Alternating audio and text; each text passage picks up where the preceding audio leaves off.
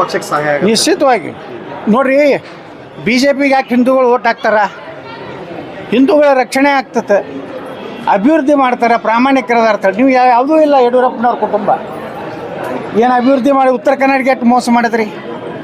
ನೀವೇನು ಹೇಳಿದ್ರಿ ಆಲಿಮಟ್ಟಿ ಡ್ಯಾಮ್ನಲ್ಲಿ ನನಗೆ 25,000 ಕೋಟಿ ರೂಪಾಯಿ ಕೊಡ್ತೀನಿ ಪ್ರತಿ ವರ್ಷ, ನಾ ಮುಗಿಸ್ತೀನಿ, ಮೋಸ ಮಾಡಿದ್ರಿ. ನನ್ನ ನಗರಕ್ಕೆ ಬಂದಂಥ 125 ಕೋಟಿ ರೂಪಾಯಿ ವಾಪಸ್ ತೊಗೊಂಡ್ರಿ.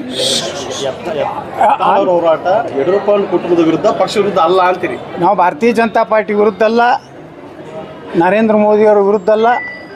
ನಾವು ದೇಶ ಇವತ್ತು ಸುರಕ್ಷಿತ ಇದ್ದರೆ ನರೇಂದ್ರ ಮೋದಿಯವರಿಂದ. ನರೇಂದ್ರ ಮೋದಿಯವರು ಯಾವ ರೀತಿ ಪ್ರಾಮಾಣಿಕರಾದ್ರೆ ಅಂಥ ರಾಜ್ಯದ ಒಂದು ರಾಜಕಾರಣದಲ್ಲಿ ನಾಯಕತ್ವ ಕೊಡಿ. ನೀವು ಎಲ್ಲರೇ ಇದೇ ಕುಟುಂಬನೇ ನಮ್ಮ ಇನ್ನು ಬಿಟ್ಟರೆ ನಮ್ಮ ಗತಿ ಇಲ್ಲ, ಯಡಿಯೂರಪ್ಪ ಬಿಟ್ಟರೆ ಲಿಂಗಾಯತರು ವೀರಶೈವರು ಬಿ ಜೆ ಪಿನ ದೂರ ಸರಿಬಿಡ್ತಾರೆ, ಭಯದಿಂದ ಹೊರಗೆ ಬನ್ನಿ. ನೀವು ನಿರ್ಣಯ ತಗೋದಾಗಲಿಲ್ಲ, ಮತ್ತು ವಿಜಯೇಂದ್ರನ ರಾಜ್ಯಾಧ್ಯಕ್ಷ ಮಾಡಿದ್ರೆ ಅಂದರೆ ಮುಂದಿನ ನಿರ್ಣಯ ತಗೋಲಿಕ್ಕೆ ನಾವು ಮುಖ್ಯವಾಗಿ ಸ್ವಾತಂತ್ರ್ಯ. ಜನಜಾಗೃತಿ